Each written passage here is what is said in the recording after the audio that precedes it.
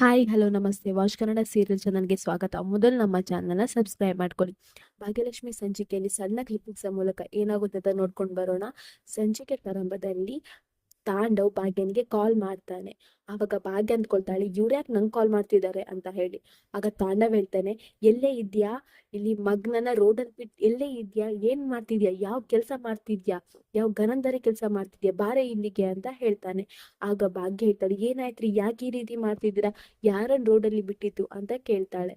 ಆಗ ತಾಂಡವ್ ಹೇಳ್ತಾನೆ, ಇನ್ಯಾರನ್ನ, ತನ್ಮಯನ ರೋಡಲ್ಲಿ ಶೂ ಪಾಲಿಶ್ ಮಾಡ್ಲಿಕ್ಕೆ ಬಿಟ್ಟಿದ್ಯಾ, ಬಾರೆ ಇಲ್ಲಿ ಅಂತ ಹೇಳಿ ಕರೀತಾರೆ. ಇನ್ನು ಈ ಕಡೆ ಮನೆಯಲ್ಲಿ ಕುಸುಮ ಹೇಳ್ತಾ ಇರ್ತಾಳೆ, ಈ ಭಾಗ್ಯ ಎಲ್ಲಿ ಹೋದ್ಲು, ಈ ತನ್ಮಯ್ ಕೂಡ ಎಲ್ಲಿ ಹೋದ, ಇಷ್ಟೊತ್ತಾಯ್ತು ಇನ್ನೂ ಬರ್ಲಿಲ್ಲ ಅಲ್ವಾ ಅಂತ ಹೇಳ್ತಾ ಇರ್ತಾಳೆ. ಇನ್ನು ಭಾಗ್ಯನ್ಗೆ ತನ್ಮಯ್ ಎಲ್ಲಿ ಹೋಗಿದ್ದಾನೋ ಅನ್ನೋ ಟೆನ್ಷನ್ ಬೇರೆ ಇರ್ತದೆ.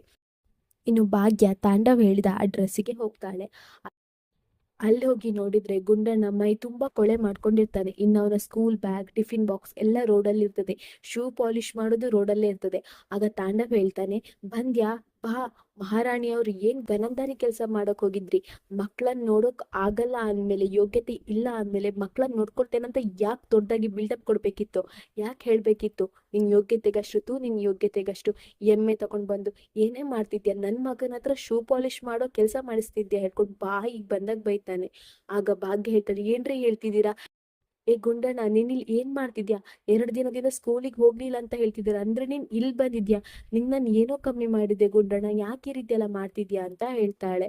ಆಗ ಗುಂಡಣ್ಣ ಹೇಳ್ತಾನೆ, ಅಮ್ಮ, ನಿಂಗ್ ಫೀಸ್ ಕಟ್ಲಿಕ್ಕೆ ತೊಂದ್ರೆ ಆಗ್ತಿಲ್ಲ ಅಂತ ನಂಗೆ ಗೊತ್ತಾಯ್ತಮ್ಮ, ಅದಕ್ಕೆ ನಾನು ಏನಾದ್ರೂ ಹೆಲ್ಪ್ ಮಾಡುವ ಅಂತ ಹೇಳಿ ಈ ರೀತಿ ಮಾಡ್ತಿದ್ದೇನಮ್ಮ ಅಂತ ಹೇಳ್ತಾನೆ.